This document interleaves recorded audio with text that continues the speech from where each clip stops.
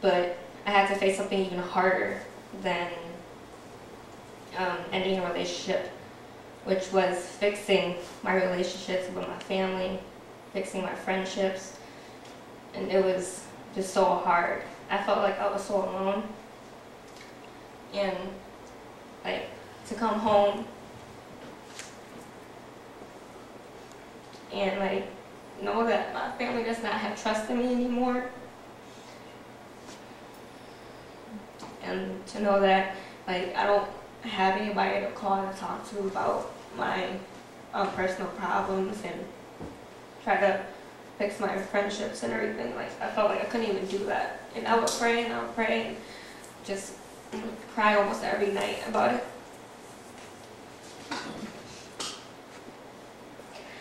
And I just felt so alone. And it was even more hard for me on my part because I am very impatient. And the way they talk to me, I could tell that they think that I haven't changed. I mean, I know I have, but they don't think I have, and knowing that I have an anger problem and I'm really impatient, it's just really hard to actually keep on going toward, being their friends again and building my relationship with my family again. It was really hard because they didn't put their effort in either. But actually, just beginning of last year, that was actually when I ended the relationship. It was 2 years in the making. It hurt so much.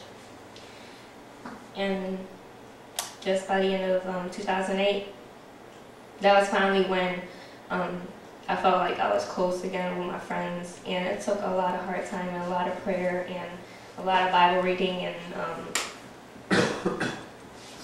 and I just felt so thankful that I had friends like that.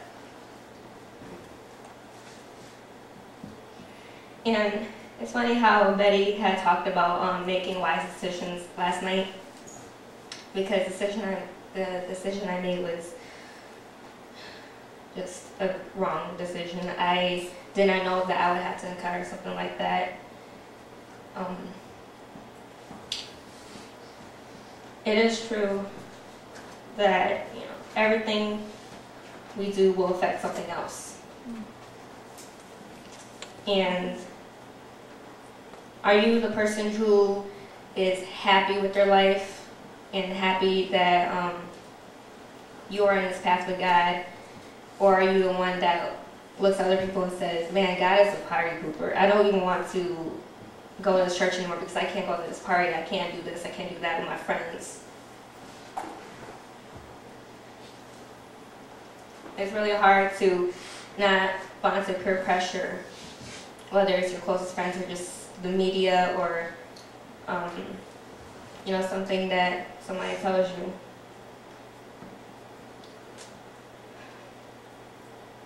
But a good decision that I had to say that I made was playing piano for my church. That's one good decision I made.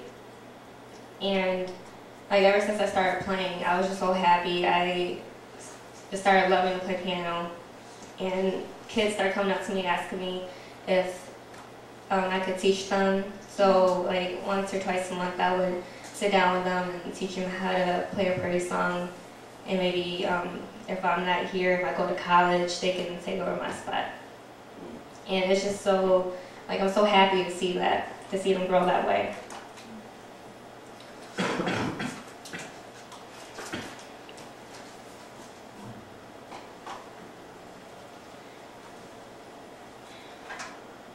And if you know anybody or you are going through a really tough decision, here's some of God's promises. God will reward wise decisions. That's in Psalm chapter 37, verse 18. God will bless you as you seek to obey Him. James chapter 1, verse 25. God will forgive you if you turn back to Him. That's in Zechariah chapter 1, verse 3. And God will give you wisdom to choose wisely. That's in Isaiah chapter 30, verse 21.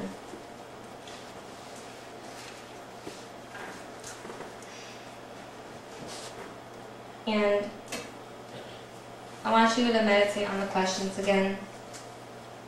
Have you ever had a friend that has just been hurting themselves by constantly making bad decisions? And what did you do to help them? Or what do you think you could have done to help him or her at that moment?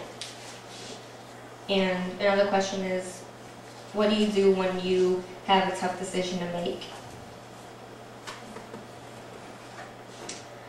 And while you think about those questions, I want to play the song that I wrote around Thanksgiving. It's mainly about being thankful, but as I read the lyrics more, it talks about His promises to us, God's promises to us. And that if you have any kind of burden, if it's making a tough decision, or knowing a friend that's making a really tough decision and they don't know what to do, He will always be there.